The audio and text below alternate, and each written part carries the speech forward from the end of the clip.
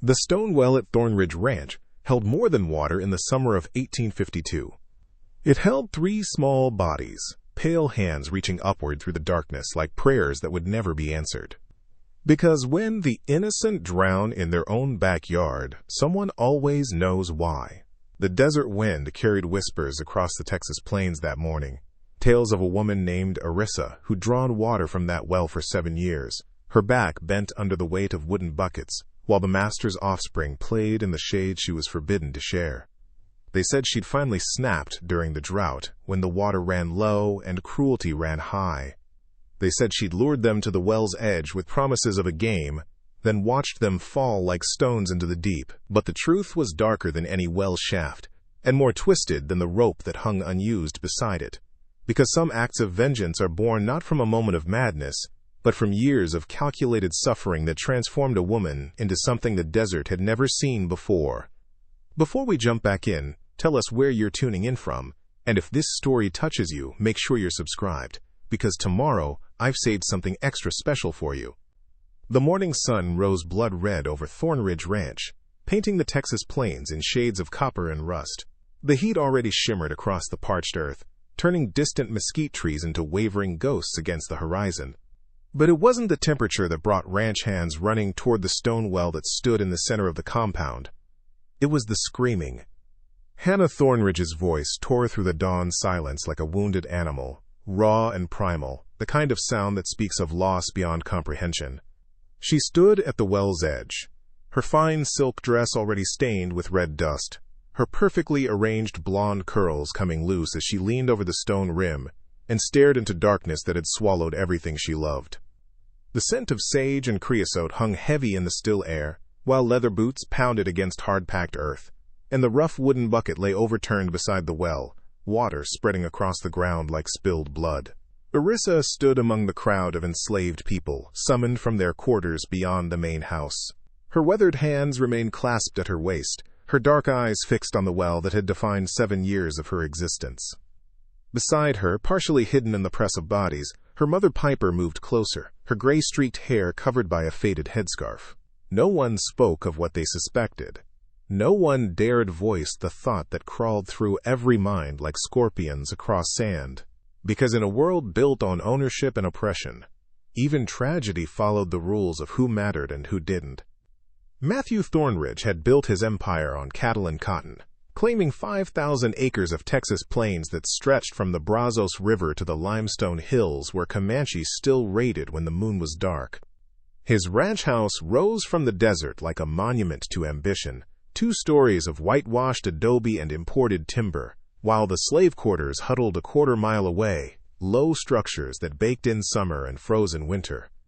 For 15 years he'd ruled with the branding iron and the bullwhip, treating the 40 souls he owned with the same casual cruelty he showed his livestock. Families separated when convenient, bodies worked until they broke, lives measured only by their capacity to generate profit. Thornridge Ranch work records, July 1852, total assets including livestock, land, and human property valued at $47,000. The ranch hands lowered ropes into the well as Hannah's screaming dissolved into broken sobbing. Her sister-in-law Cora Lawrence held her upright, though Cora's own face had gone white as bleached bone. They both knew what the ropes would bring up from that darkness. 3 bodies, small and still, pulled from water that should have sustained life but had instead become a tomb. Eryssa had watched those offspring grow from infants into the cruelest versions of their father. At 11, 9, and 7 years old, they'd learned early that brown skin meant target practice for their casual malice. How many times had she drawn water from this well, while they threw stones at her back? How many buckets had she carried while they tripped her, laughed as water soaked into dirt that would need more water, creating an endless cycle of labor and humiliation? The crowd began to shift and murmur as the first body emerged, dripping and limp, pulled from the well by ranch hands whose faces showed more fear than grief.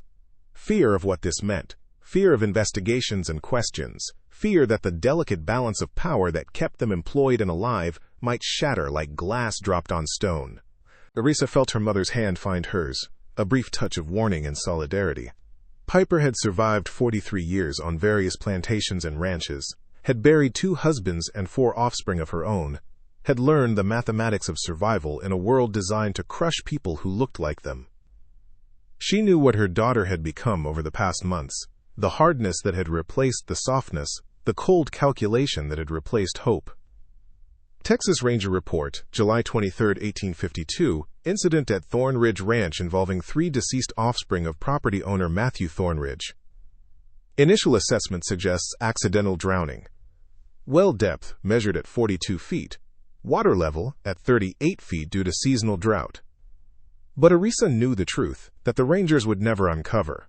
The truth that lived in the careful planning of someone who'd spent 7 years studying that well's depths and distances. She'd measured every inch of stone, calculated the exact point where small hands couldn't reach the rim, determined how long it would take for struggles to cease in water that cold and dark. The second body came up, then the third, laid out on the ground like broken dolls, while Hannah collapsed completely and ranch hands stood in awkward silence, unsure whether to mourn or simply wait for instructions. Matthew Thornridge hadn't yet emerged from the main house, though surely someone had informed him by now that his legacy had drowned in the same well that had sustained his wealth. Around mid-morning, as the bodies were carried toward the house and the crowd began to slowly disperse, Eryssa noticed something the rangers and ranch hands had missed. A series of scuff marks on the well's stone rim, fresh scratches in limestone that had stood smooth for decades. They told a story of small hands scrabbling for purchase, of feet kicking against stone, of the exact sequence of events that had preceded the drowning. But there was something else, something only Eryssa would recognize. 3 small wooden toys floating in the bucket that had been pulled up with the first body. A carved horse, a painted soldier, and a tiny wagon. The same toys she'd been forced to make for them last winter when her fingers bled from splinters and her eyes strained in candlelight after 14-hour workdays. Those toys hadn't fallen into the well by accident. They'd been placed there deliberately, arranged as carefully as bait in a trap, positioned to lure curious offspring to lean over the rim just a little too far, to reach just a little too deep, to trust that the stone wall would hold them when it had been specifically prepared not to. What happens when the powerless discover that patience is the deadliest weapon of all? When survival transforms into strategy and grief becomes the mother of methodical vengeance? Piper squeezed her daughter's hand one final time before releasing it, a gesture that contained both understanding and terror, because she'd seen the same cold satisfaction in Eryssa's eyes that morning that she'd seen the night before, when her daughter had returned to their quarters with wet sleeves and red marks on her palms from gripping rope. Drop a comment below and let us know where you're watching from and what time it is in your world right now. If this story is gripping you already, hit that like button and subscribe, because what we uncover next will change everything you think you know about that morning at Thornridge Ranch. The overseer's horn sounded across the compound, a harsh blast that meant return to work, return to normal, return to the fiction that life could continue as before when everything had fundamentally changed. As the enslaved community filed back toward the fields and kitchens and stables, Eryssa allowed herself one final glance at the well. Its stone walls gleamed in the strengthening sunlight, giving no hint of the darkness within or the careful sabotage that had transformed it from source of life to instrument of death. The wooden bucket sat beside it, innocent and ordinary, showing no trace of the plan that had required months of observation and preparation. Matthew Thornridge finally emerged from the house as the last body was carried inside, his face gray as winter ash, his normally commanding presence diminished by loss that even his vast wealth and power couldn't prevent or repair. He stood at the well's edge, staring into the depths that had claimed his legacy, and for just a moment his eyes swept across the departing crowd of enslaved people. His gaze landed briefly on Eryssa, who met his stare with the blank expression she'd perfected over 7 years, the look that revealed nothing while concealing everything. Thornridge saw only another piece of property, another asset that would need to return to generating value now that this unfortunate tragedy had disrupted the day's schedule. He didn't see the architect of his devastation, standing 20 feet away, didn't recognize that the woman who'd drawn water from his well every morning for 7 years had studied it with the dedication of an engineer, learning its weaknesses the way a general learns enemy fortifications, He saw a slave where he should have seen a strategist, saw submission where he should have recognized patient fury. The truth cuts deeper than any blade, and some wounds take years to inflict with the precision they deserve. As Eryssa walked back toward the cotton fields where the day's labor waited, she felt the weight of what she'd done settling into her bones like the desert heat, permanent and transformative. She'd crossed a threshold that couldn't be recrossed, taken an action that had erased 3 lives and fundamentally altered her own. Preparing and narrating this story took us a lot of time, so if you are enjoying it, subscribe to our channel, it means a lot to us. Now back to the story. But she felt no regret, only the grim satisfaction of someone who'd finally balanced scales that had been tilted since the day she was born into bondage.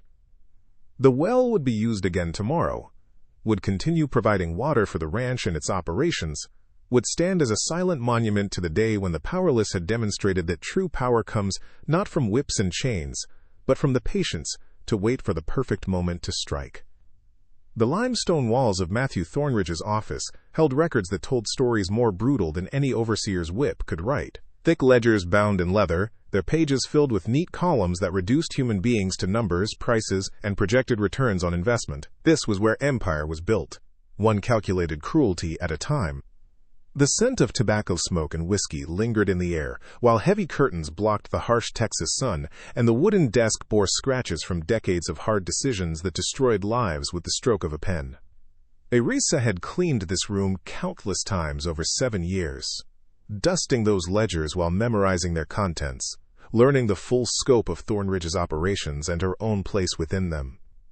Page 127 of the 1845 property acquisition log revealed the transaction that had torn her world apart. Female, Eryssa, age 18, purchase from Blackwood Plantation, Louisiana, price $475. Male, infant, included in purchase price. Mother and son, not to be separated per seller's terms to avoid resistance. That infant had been her son, 3 months old, when they'd made the brutal journey from Louisiana to Texas, his small body wrapped in the same threadbare blanket that had once belonged to her own mother. She'd named him Samuel, after her father who'd been sold south before she was born, and for 2 years she'd managed to keep him close, working with him strapped to her back, nursing him during the brief moments when labor paused. But children of the enslaved belonged to masters, not mothers, and Matthew Thornridge had seen opportunity in a healthy 2-year-old boy. The 1847 ledger, page 83, told the rest of that story in language stripped of all humanity.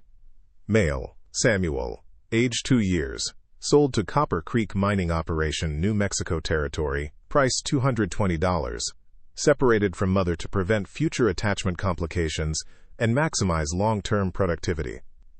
From the diary of Hannah Thornridge, April 1847, Matthew sold Eryssa's little one to those miners despite my objections. The woman wailed for 3 days until the overseer threatened the whip. I fear my husband's heart has hardened beyond all Christian mercy, though he claims it is simply good business. Good business had meant ripping a 2-year-old from his mother's arms and sending him to work in silver mines where life expectancy was measured in months, not years. Good business had meant ignoring Eryssa's desperate pleas and broken sobbing. Good business had transformed a young woman who'd once sung while working into something silent and cold. All softness burned away by rage that had nowhere to go except inward. The letter had arrived 14 months later, delivered with a shipment of mining equipment passing through Thornridge Ranch. Standard notification of asset loss, typed on official Copper Creek mining letterhead with all the emotional weight of a receipt for damaged goods. Asset Samuel, deceased, cause of death attributed to rock slide in shaft 7, body unrecoverable, personal effects none. Eryssa had been serving dinner when the ranch foreman mentioned the letter casually, commenting on the unfortunate loss of property, but noting that the boy had generated 3 months of productive labor before the accident, making the investment marginally profitable when calculated against purchase price and transportation costs. Callie, she'd continued serving roasted venison and potatoes, had poured wine into crystal glasses, had moved through the dining room like a ghost while Matthew Thornridge and his business associates discussed cattle futures and railroad expansion. Her hands had remained steady, her face had remained blank, but something inside her had died that night as completely as her son had died beneath tons of rock in a dark New Mexico shaft. Vengeance walks on silent feet, and some plans require years of patience to execute properly. The Thornridge offspring had been 7, 5, and 3 years old that night, playing in the adjoining room while their parents entertained guests. Eryssa had watched them through the doorway, had noted their careless laughter and casual cruelty as they tormented a captured lizard, and had felt the first stirrings of the plan that would eventually define her. They were her son's age, close enough to serve as substitutes in the brutal arithmetic of loss. They represented everything Samuel would never become, every opportunity he'd been denied, every moment of joy that had been stolen when Thornridge signed that sales document.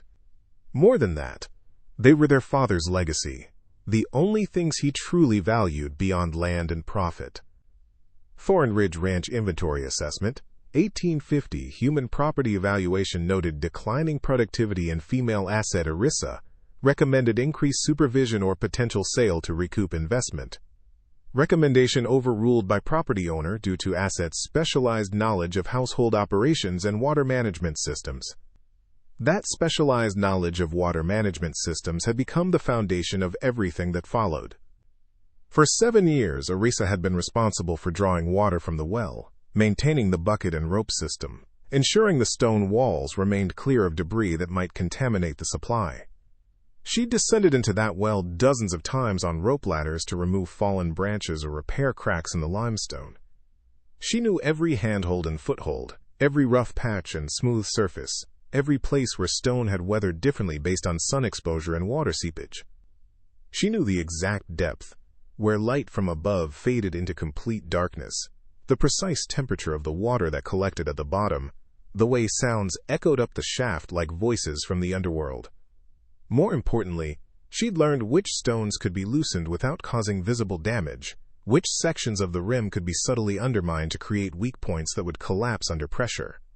She'd spent 3 years preparing the well, working in darkness during the brief hours between midnight and dawn, when even the ranch dogs slept, removing small amounts of supporting material and replacing it with carefully balanced rocks that would hold under normal use but fail under specific conditions. The wooden toys had been the final element, crafted during the winter months when indoor work kept her close to the fireplace, where she could claim she was simply whittling to pass time. She'd carved them with meticulous attention to detail, had painted them with berry juice and oak gall ink, had weighted them carefully so they'd float at exactly the right level to be visible from above, but just out of reach for small hands. On the morning of July 23rd, before dawn painted the sky, Eryssa had placed those toys in the well, positioning them with the precision of someone setting a trap for dangerous prey. She'd balanced them on a submerged stone ledge 30 feet down, where morning light would make them glitter like treasure waiting to be claimed. Then she'd waited, knowing that curiosity and cruelty would do the rest, that the same offspring who'd tormented her daily would inevitably lean over to investigate the mysterious toys floating in their water supply. She'd loosened the rimstones just enough that adult weight might not trigger collapse, but the combined pressure of 3 bodies leaning in the same direction would exceed the structure's compromised integrity. How does a mother transform grief into geometry and rage into engineering? How many sleepless nights does it take to calculate the exact angle of leverage required to ensure certain death? Eryssa had answered those questions with the methodical dedication of someone for whom vengeance had become both purpose and salvation. The morning had unfolded exactly as planned, the offspring discovering the toys during their morning routine, leaning over the rim to investigate, their excited chatter turning to screams as the carefully sabotaged stones gave way and sent them tumbling into darkness. Eryssa had been in the kitchen when it happened, surrounded by witnesses who could testify she was nowhere near the well when tragedy struck. But she'd heard the screams, had felt the impact of bodies hitting water 40 feet below, had counted the seconds until the struggling sounds stopped and silence returned to Thornridge Ranch.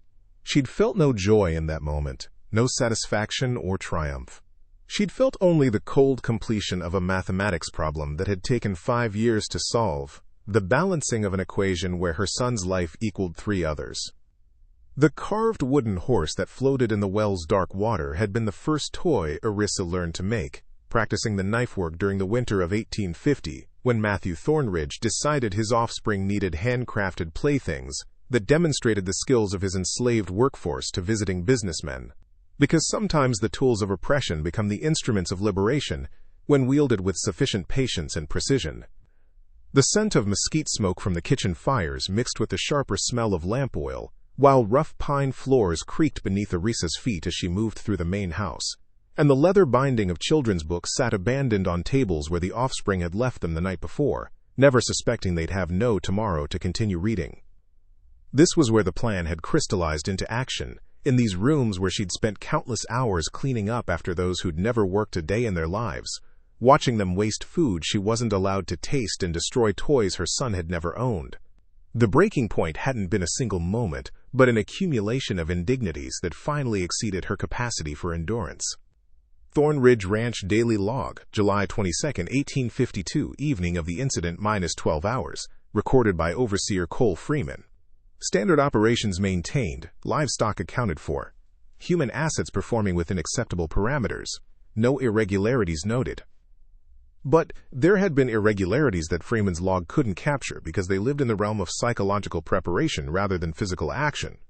Around 8 o'clock that evening, after the Thornridge family had finished supper and Eryssa had cleared the dishes, the oldest offspring had cornered her in the hallway with the casual cruelty that came as naturally to him as breathing.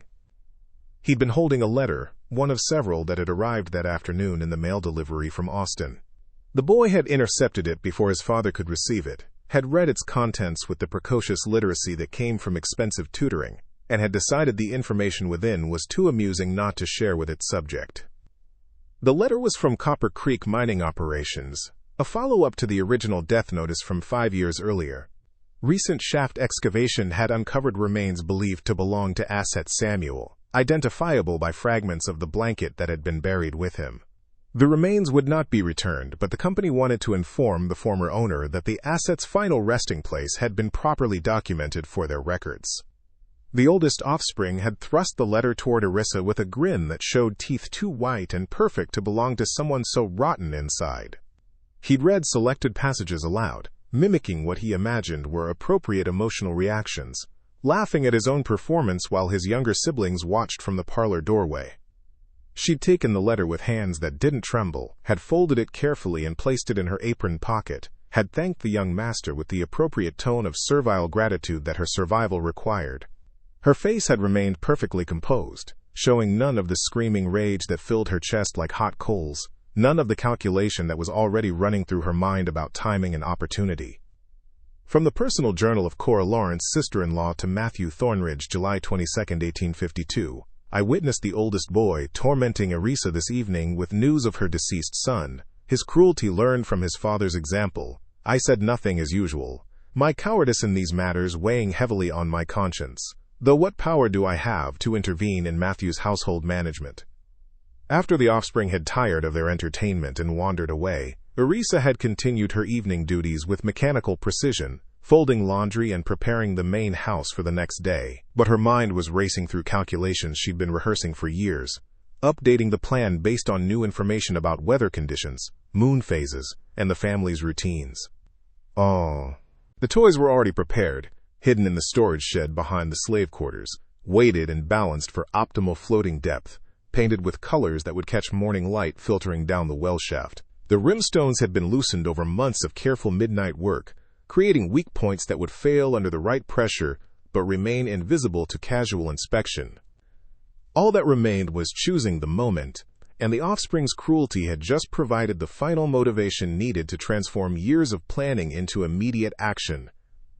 Around 10 o'clock that evening, after the main house had gone dark and the ranch settled into its nightly quiet, Eryssa had slipped from her quarters with the toys wrapped in dark cloth. The moon was a thin crescent, providing barely enough light to navigate by but not enough to reveal her movements to anyone who might glance from a window. She'd moved through the compound with the confidence of someone who'd walked these paths thousands of times, who knew which areas the dogs patrolled and which shadows provided cover from the guard stations. The well stood silent and dark, its stone rim still radiating the heat it had absorbed during the brutal day. Eryssa had unwrapped the toys carefully, had lowered them one by one into the darkness on a length of fishing line she'd stolen from the equipment shed months earlier. She'd positioned them on the submerged ledge with the precision of someone arranging pieces on a game board, ensuring they'd be visible at first light but unreachable without leaning far over the rim. Then she checked the loosened stones one final time, testing their stability with careful pressure, confirming they would hold under normal weight but fail under the combined stress of multiple bodies leaning in the same direction. The engineering was simple but elegant, relying on the offspring's own curiosity and recklessness to trigger the trap she'd so carefully prepared. The truth cuts deeper than any blade when it's been sharpened on 5 years of grief and rage. Eryssa had returned to her quarters before midnight, had lain on her rough mattress with eyes open, staring at the ceiling while rehearsing the next day's performance. She would need to show appropriate shock when the screaming started, would need to maintain perfect composure during any investigation, would need to trust that her years of submissive behavior had created a mask so convincing that no one would see past it to the calculating mind beneath. Her mother Piper had been awake when she returned, sitting in the darkness like a sentinel. The older woman had said nothing, had asked no questions, but her knowing silence spoke volumes about what she'd already guessed. Piper had pulled her daughter close, had held her the way she'd held her through grief after Samuel's sale, and had whispered a single sentence that contained both blessing and warning.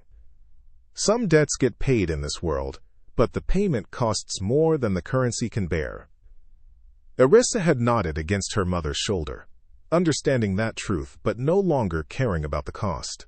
She'd already lost everything worth losing, had already died inside in all the ways that mattered.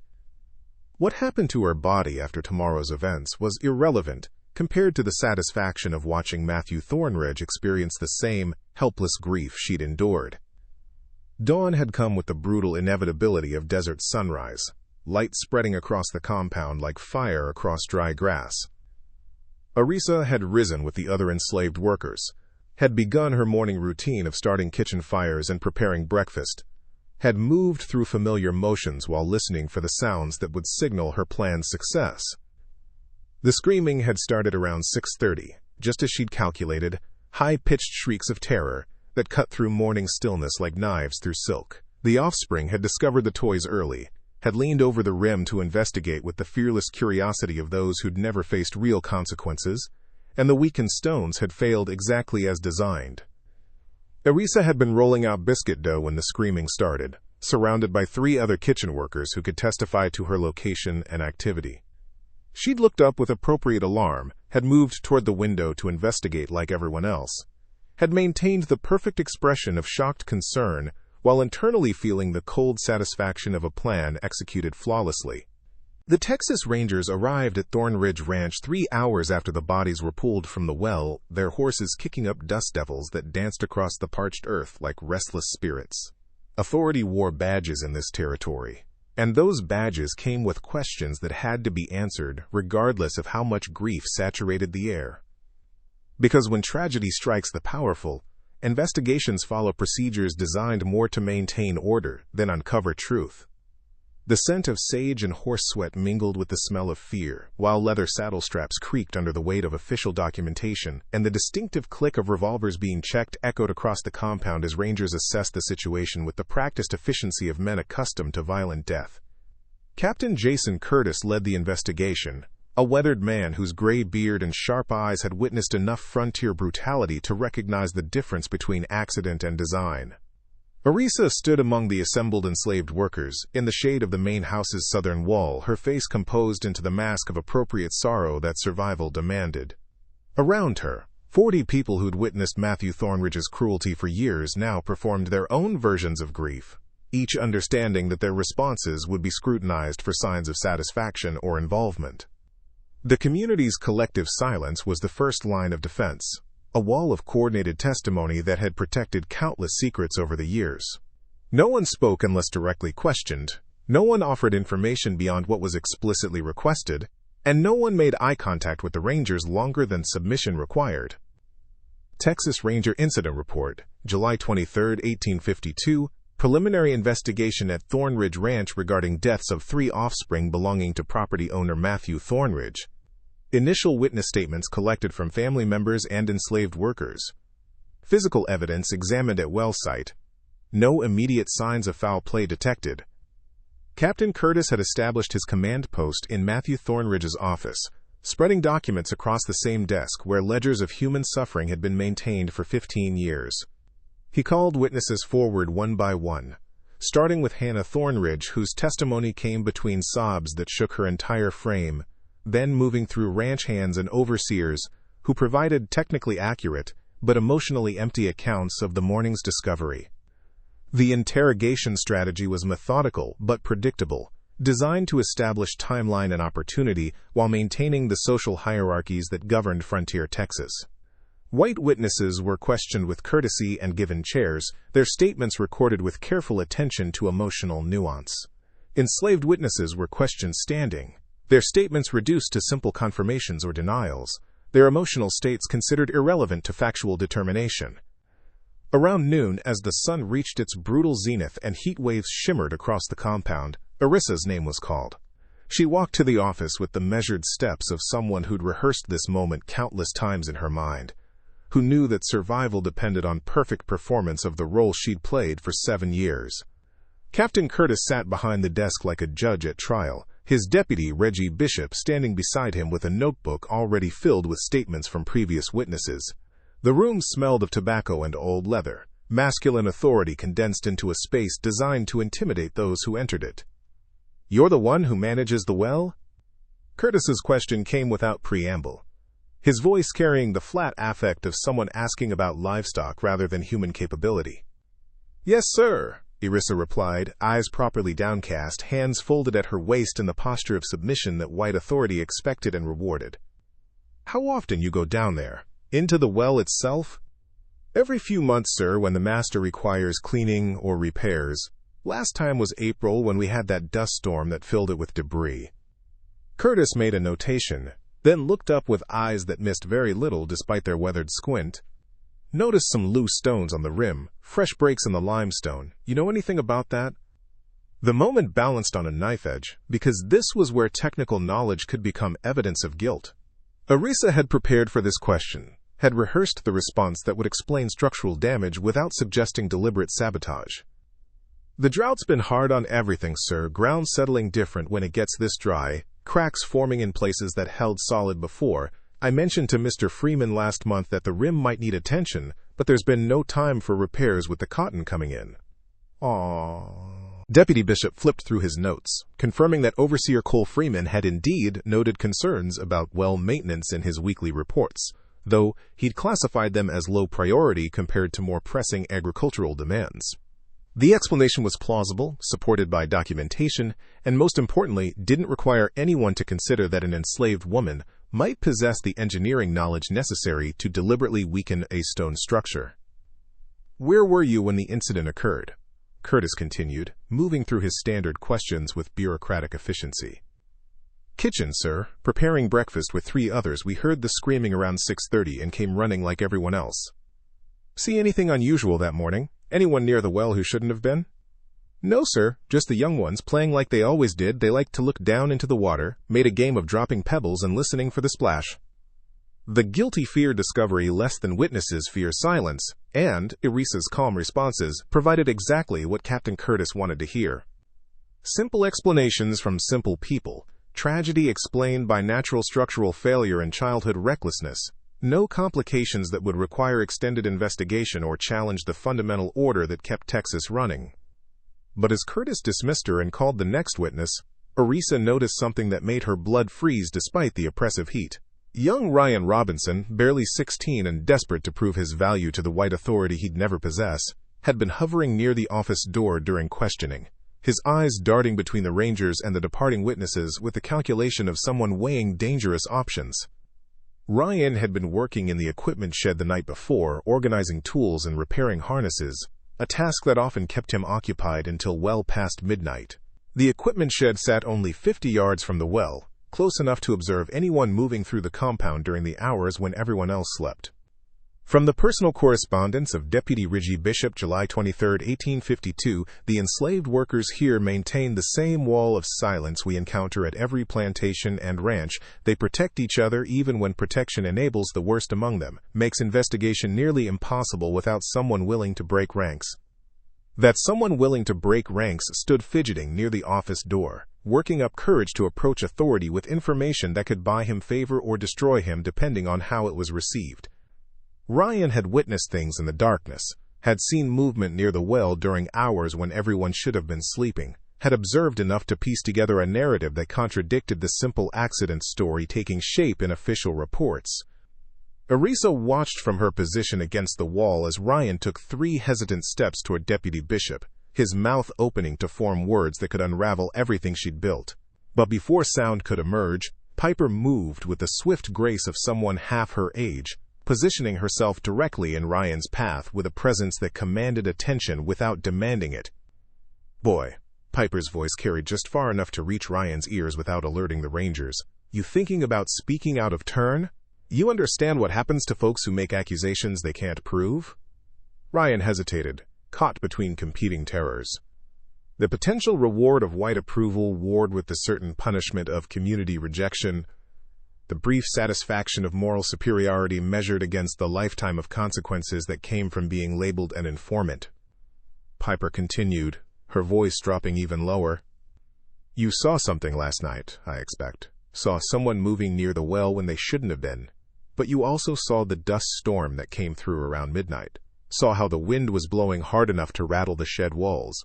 Saw conditions that could explain loosened stones without requiring conspiracy."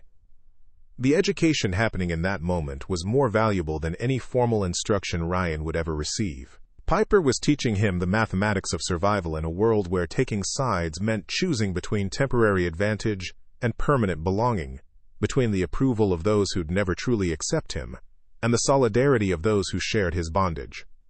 "Rangers want simple answers," Piper continued, "want to write accident in their reports and move on to matters they consider more important. You give them complicated stories about midnight movements and suspicious behavior. You create problems for everyone, including yourself." Around 2 o'clock that afternoon, as the investigation entered its 4th hour, Captain Curtis emerged from the office with the satisfied expression of someone who'd confirmed his initial assumptions. He gathered the assembled workers and family members to deliver his preliminary findings, his voice carrying the authority of someone accustomed to having the final word.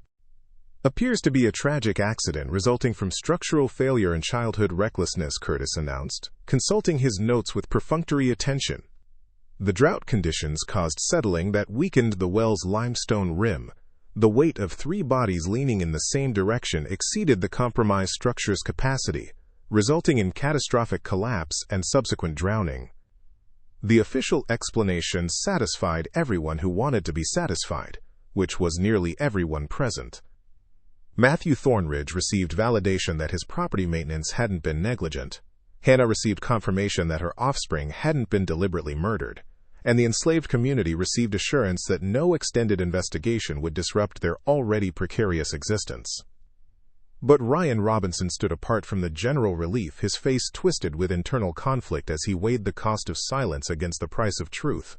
He'd seen Eryssa moving through the compound the night before, had watched her approach the well with something wrapped in dark cloth, had observed her working at the rim for nearly 30 minutes before returning to her quarters. That knowledge burned inside him like hot coals, too dangerous to hold but too valuable to simply release. As Captain Curtis prepared to depart with his preliminary report, Ryan made his decision with the desperate calculation of someone who'd convinced himself that moral righteousness was worth any cost. He stepped forward, his voice cutting through the afternoon heat like a blade seeking flesh. "Captain Curtis, sir, I got something to report that might change your conclusions about what happened at that well." Ryan Robinson's trembling voice carried across the compound like the first rumble of distant thunder, promising storms that could wash away the careful structures of silence and solidarity that protected everyone who lived under Thornridge's authority. Because in a world built on calculated cruelty, truth becomes the most dangerous weapon when wielded by those desperate enough to use it. The scent of nervous sweat mixed with the dust that coated everything, while leather boots shifted against packed earth as 40 people held their collective breath, and the distinctive metallic taste of fear spread through the assembled crowd like poison in a water supply. Ryan stood frozen in the attention his declaration had commanded, suddenly aware that he'd crossed a threshold from which there could be no return. Captain Curtis turned with the deliberate patience of a man who'd heard hundreds of last-minute revelations, most of them worthless, some of them dangerous. His weathered face showed neither encouragement nor dismissal, just the practiced neutrality of authority, waiting to determine whether this interruption merited serious consideration. "You got information relevant to this investigation?" Curtis's question carried the weight of official process, transforming casual conversation into formal testimony that would be recorded and evaluated according to standards Ryan didn't fully understand. "Yes, sir. I think so, sir." Ryan's confidence was already cracking under the pressure of scrutiny from both white authority and his own community. "I was working in the equipment shed last night, late, past midnight, and I saw something near the well that didn't seem right." Deputy Bishop flipped to a fresh page in his notebook, pen poised to record whatever emerged from Ryan's mouth, while Matthew Thornridge moved closer with sudden interest replacing his grief-numbed expression. The air itself seemed to thicken as everyone waited for Ryan to commit fully to betrayal or retreat into the safety of incomplete disclosure. "What exactly did you see?" Curtis pressed, his tone suggesting that vague implications wouldn't satisfy official requirements. Ryan's eyes darted toward Eryssa, who stood motionless against the wall with an expression that revealed nothing beyond appropriate attentiveness to authority. Then his gaze found Piper, whose face had hardened into something ancient and implacable, a warning carved from stone and delivered through the simple intensity of maternal protection.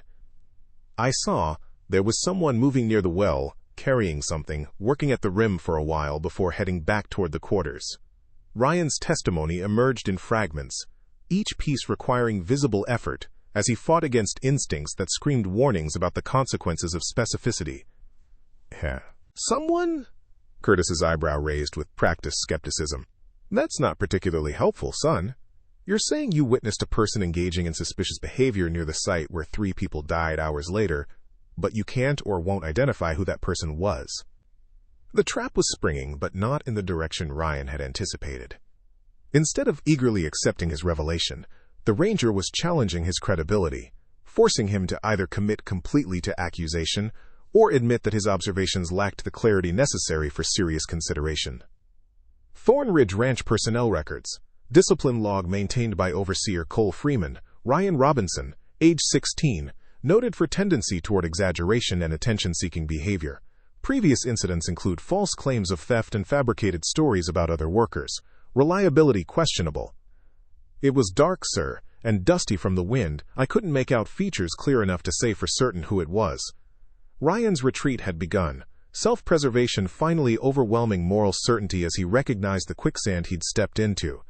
Curtis exchanged a glance with Deputy Bishop, a silent communication that spoke volumes about their assessment of this witness's credibility. They'd encountered this situation countless times before, enslaved workers trying to curry favor by offering information they claimed was valuable, then retreating when pressed for details that could be verified or disproven. "Let me understand this correctly." Curtis's voice had taken on the edge that preceded dismissal. "You're telling me you witnessed suspicious behavior near the location where a tragic accident occurred.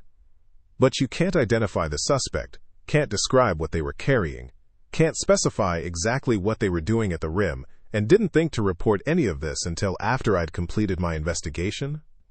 Each question landed like a hammer blow, demolishing Ryan's credibility with the systematic efficiency of someone dismantling faulty testimony. The young man's face flushed with humiliation as he realized that his attempt at moral righteousness was being reframed as attention-seeking fabrication. I know what I saw, sir," Ryan insisted, but his voice had lost the conviction that had carried him forward initially. "Someone was tampering with that well the night before those young ones died, and I believe it was." "Careful now," Captain Curtis interrupted before Ryan could name Eryssa directly. "You're about to make a specific accusation against a fellow worker. You understand the consequences of bearing false witness? The punishment for lying to a Texas Ranger, conducting an official investigation? Some truths are too dangerous to speak, especially when authority figures make clear they have no interest in hearing them." Ryan's mouth snapped shut as he confronted the reality that the Rangers didn't want complicated explanations that would require extended investigation and challenge the simple accident narrative they'd already constructed. But the more immediate danger came from within his own community. Around 3 o'clock that afternoon, as Captain Curtis dismissed Ryan's testimony as unreliable speculation and prepared to depart with his original conclusions intact, whispers began spreading through the assembled enslaved workers with the speed of wildfire through drought-dried grass.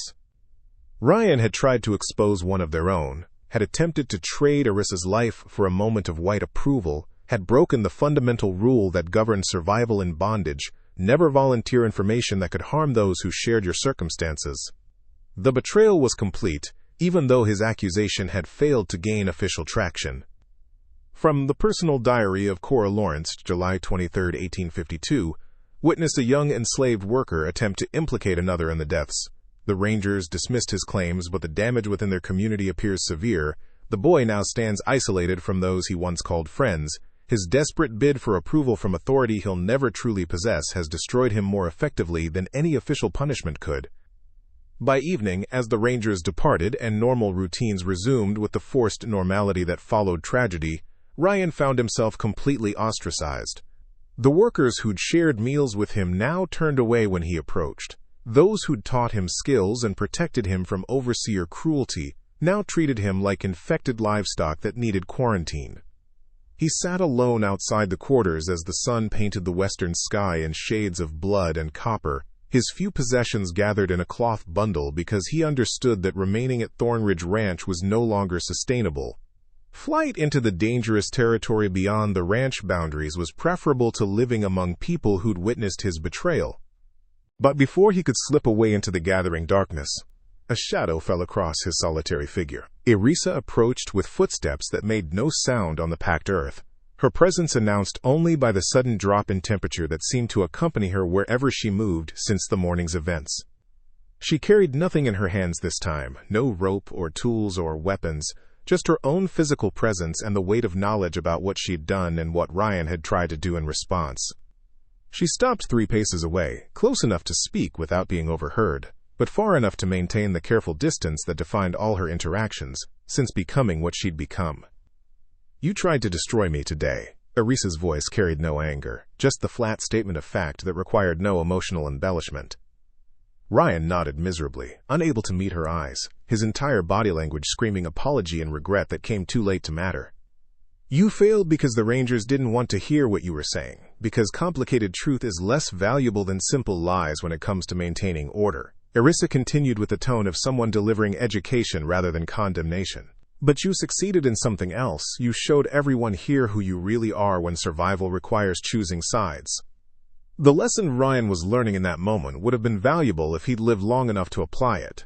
But Eryssa could see in his packed bundle and desperate eyes that he'd already decided to run, to take his chances with Comanche and rattlesnakes and the brutal desert that killed unprepared travelers with casual efficiency.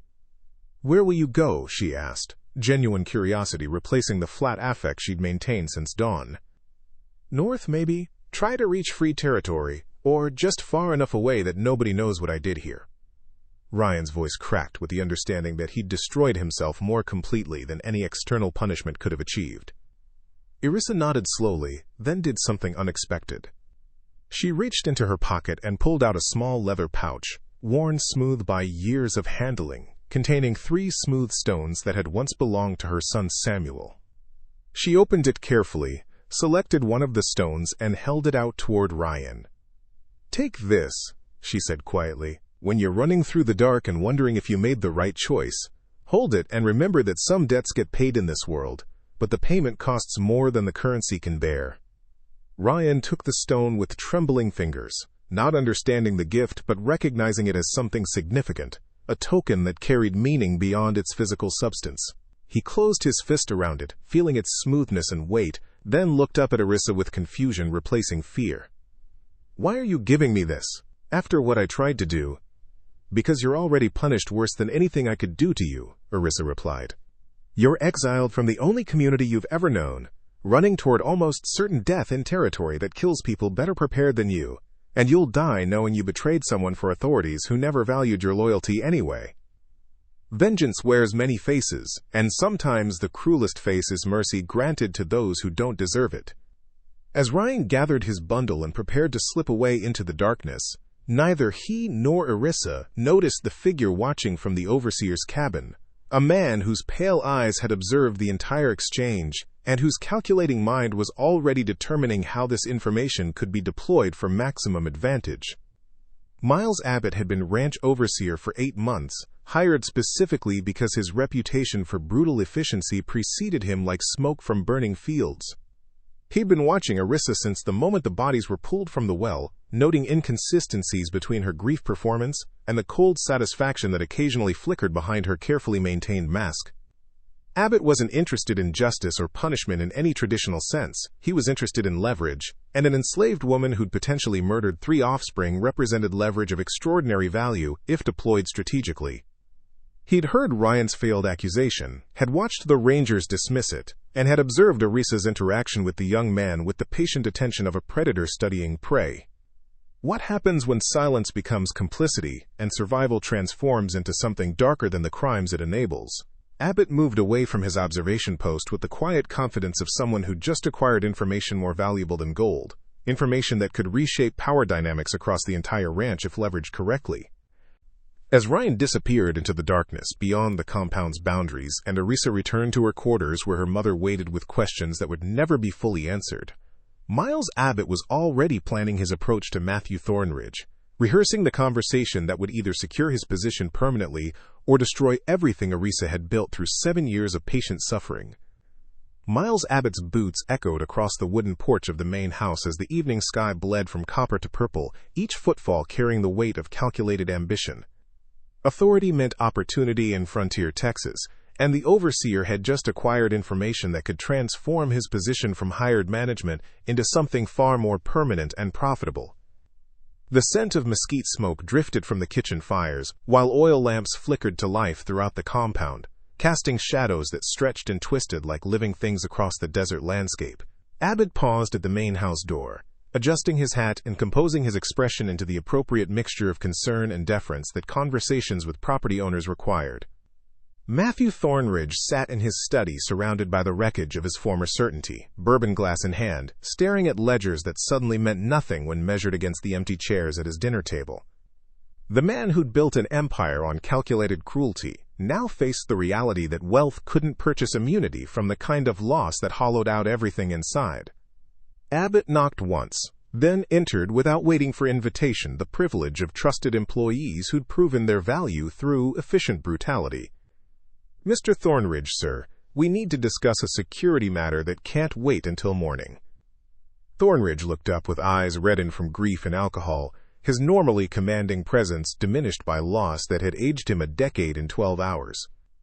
"What security matter could possibly be more important than the tragedy we've just endured?" "The matter of whether that tragedy was truly an accident, sir, or something considerably more dangerous to everyone on this ranch."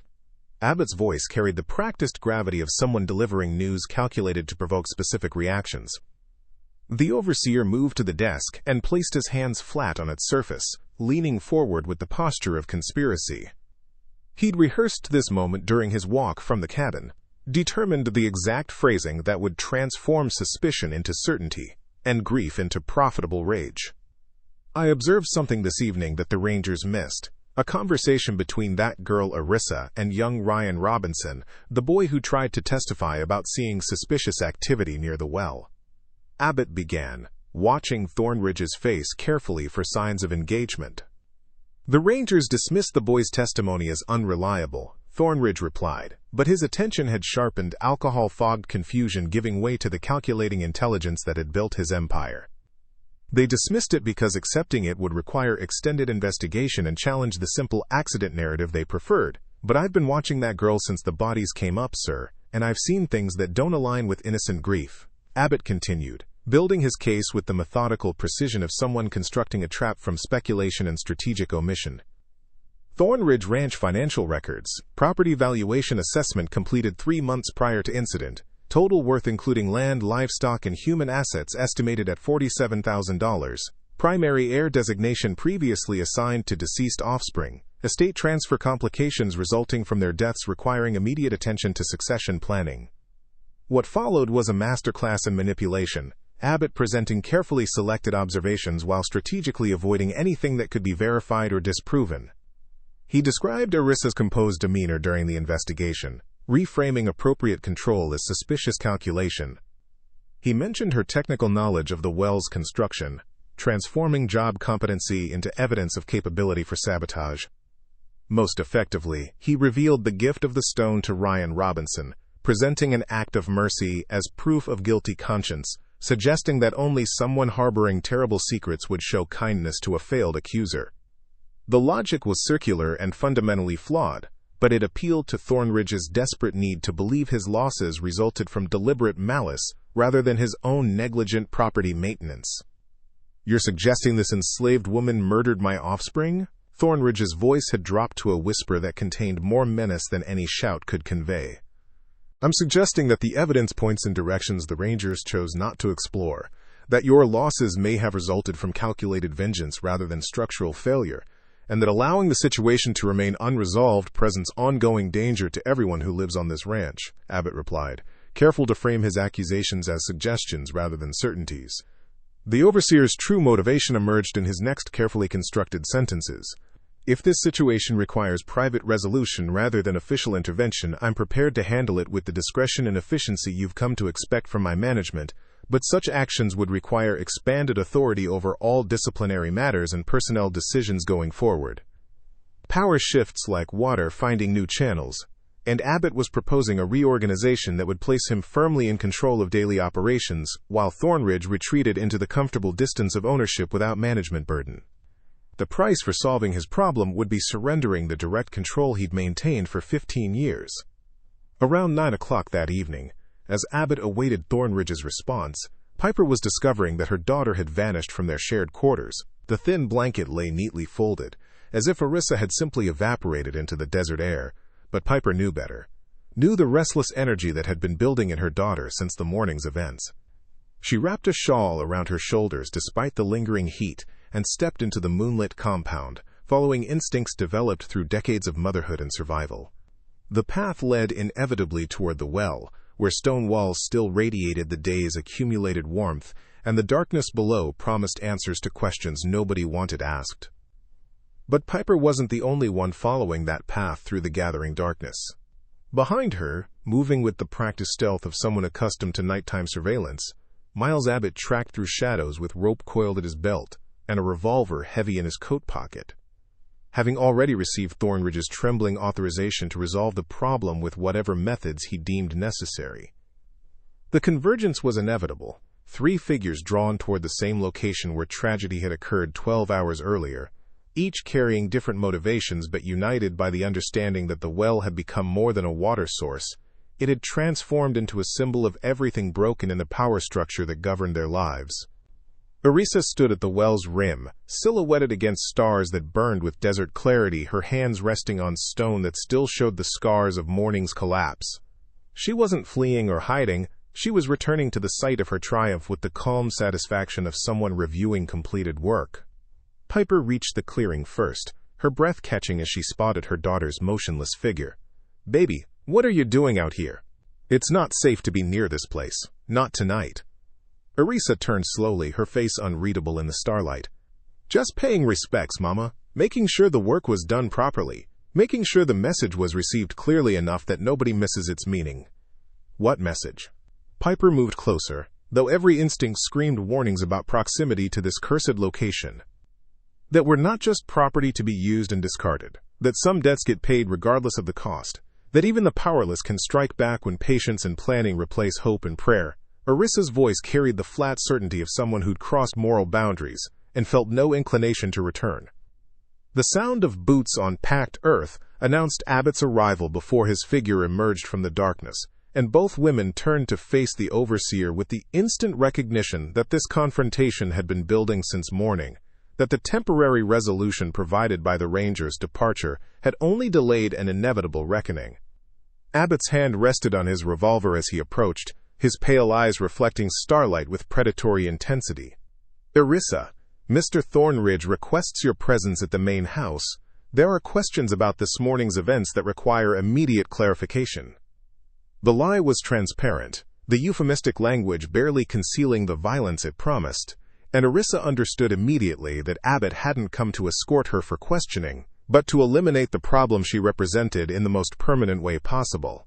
The well's stone rim felt warm beneath Eryssa's palms as she turned to face Miles Abbott, her posture relaxed, despite the obvious threat radiating from the overseer's tense frame. Moonlight painted the scene in silver and shadow, transforming the mundane into something mythic, a final confrontation between oppressor and oppressed, played out on ground already consecrated by blood.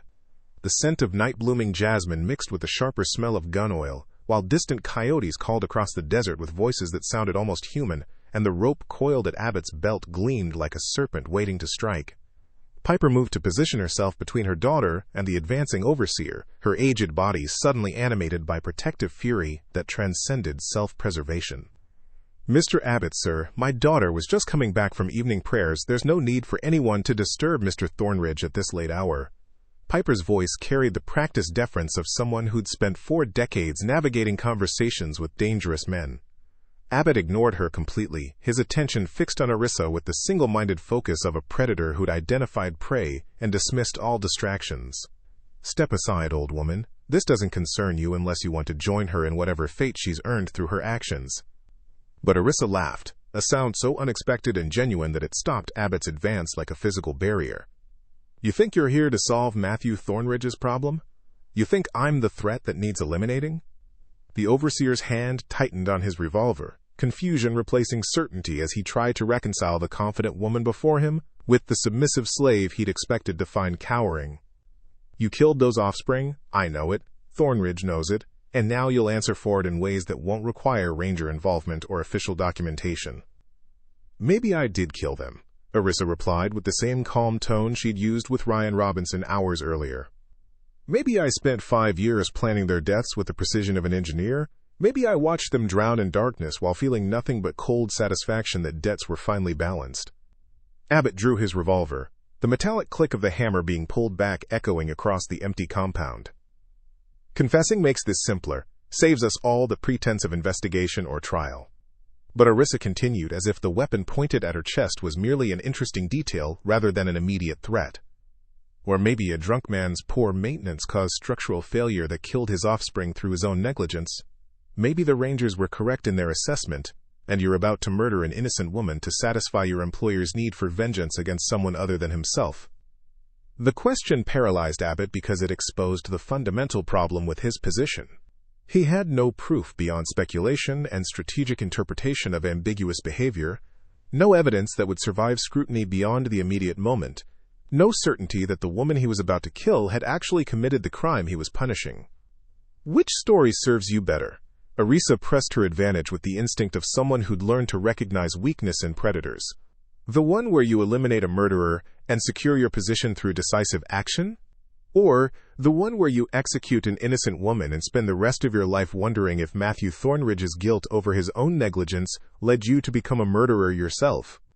Predators rarely recognize bigger predators until the trap has already sprung, and Abbott was beginning to understand that the woman before him had orchestrated this confrontation as carefully as she'd arranged everything else. She'd positioned herself at the well, knowing he would come, had brought her mother as witness to whatever happened next, had prepared responses that would transform any action he took into evidence of his own moral corruption. Around 10 o'clock that evening, as Abbott's resolve wavered under the weight of Eryssa's calm certainty, Piper made her own calculation about survival and sacrifice.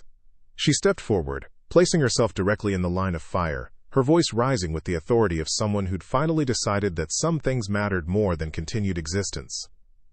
"You want to shoot someone for what happened this morning, shoot me," Piper declared, her voice carrying across the compound with surprising strength. "I'm the one who taught my daughter that patience is a weapon, that the powerful only stay powerful because we accept our powerlessness, that some debts get paid regardless of the cost."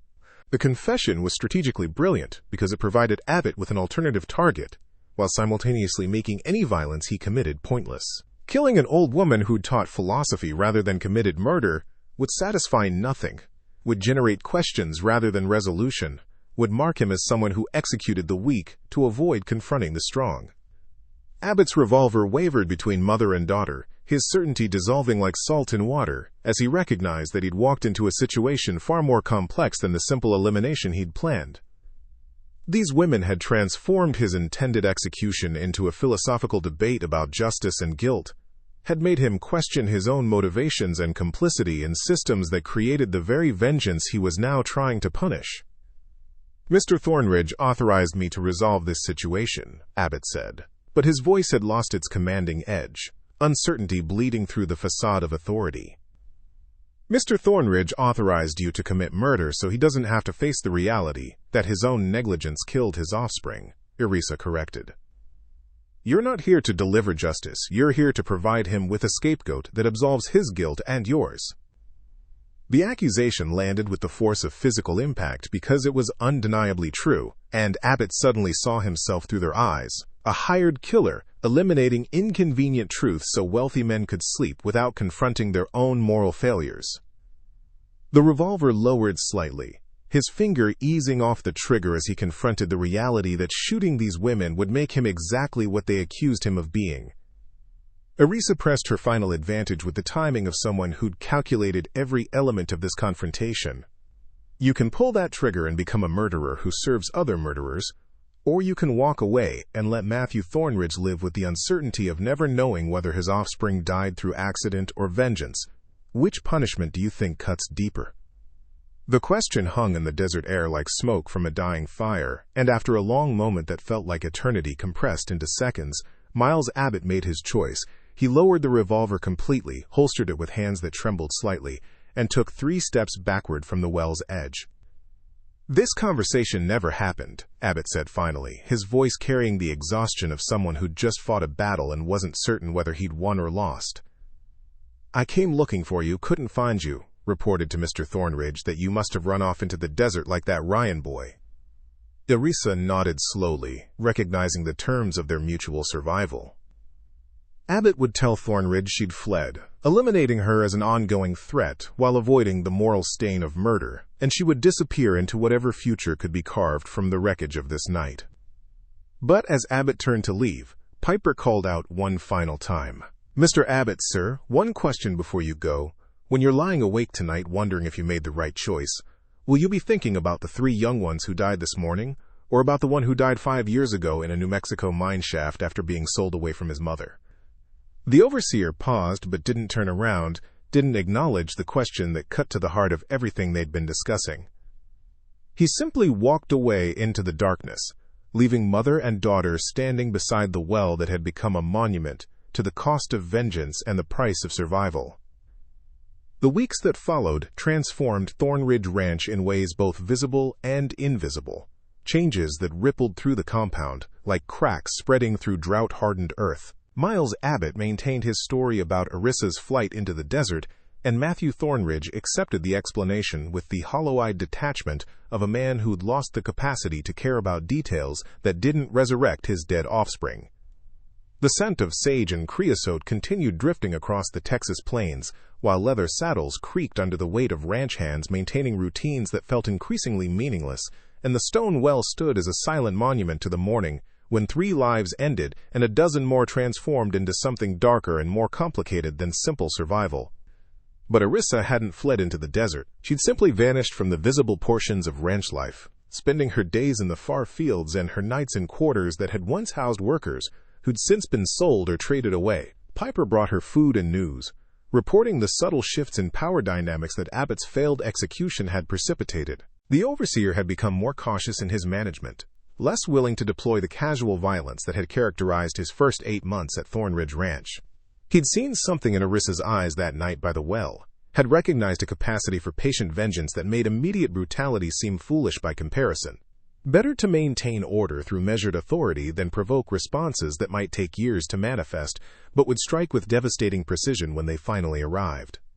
Work quotas remained demanding but no longer impossible. Punishments grew more proportional to actual infractions rather than serving as random demonstrations of power, and families stayed together when sales became necessary because Abbott had learned that separating loved ones created the exact conditions that produced people like Eryssa, patient architects of retribution who transformed grief into geometry. From the correspondence of Hannah Thornridge to her sister in Austin, August 1852, the ranch feels haunted now, not by my lost ones though I see their faces in every shadow, but by something else entirely, a presence that reminds us daily that the natural order we assumed was permanent has revealed itself to be far more fragile than any of us imagined. Other ranches and plantations across Texas began reporting similar incidents over the following months, each isolated and explainable on its surface but forming a pattern when examined collectively. An overseer who fell from his horse after years of expert riding, his saddle girth mysteriously weakened. a plantation owner who drowned in his own irrigation canal, his evening walk routine known to everyone who worked his land.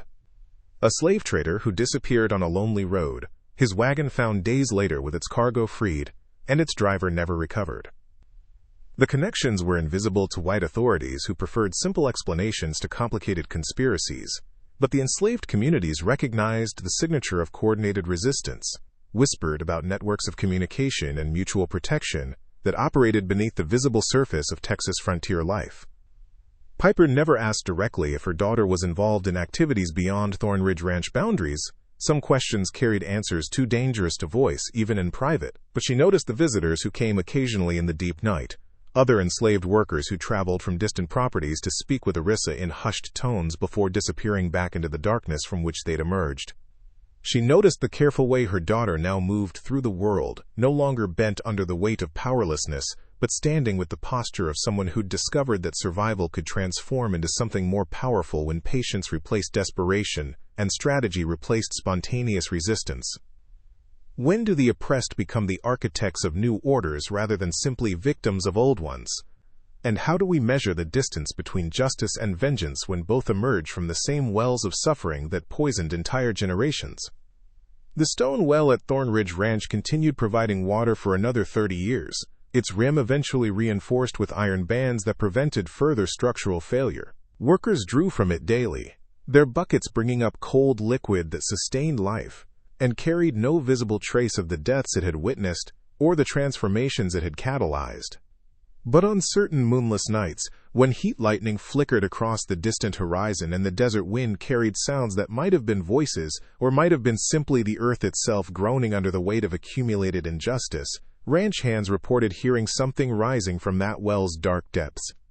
Not screams or cries for help, but something else entirely, the sound of someone counting carefully, methodically, keeping precise tallies of debts that death had only partially paid, because some acts of vengeance are not single events but ongoing processes that continue long after their architects have disappeared into legends whispered by those who understood that power's true foundation was never the whip or the chain, but the fear of what patience could accomplish when it finally decided that the time for waiting had expired. The last known record of Eryssa appears in an 1867 census document from a free settlement in Kansas, listing a woman of her approximate age and description living under a different name, working as a midwife and teacher, her past carefully obscured but her presence radiating the kind of quiet authority that comes from having survived horrors that would have destroyed lesser souls. Whether she was the same woman who'd stood beside a Texas well 15 years earlier, watching 3 lives end as payment for 1 life lost, remains a matter of speculation rather than certainty, but those who knew her story recognized in her careful movements and patient eyes the signature of someone who'd learned that the most effective revolutions happen not through sudden violence, but through the slow transformation of victims into strategists who understood that true power comes from knowing exactly when and how to strike. Up next, you've got 2 more standout stories right on your screen. If this one hit the mark, you won't want to pass these up. Just click and check them out. And don't forget to subscribe and turn on the notification bell so you don't miss any upload from us.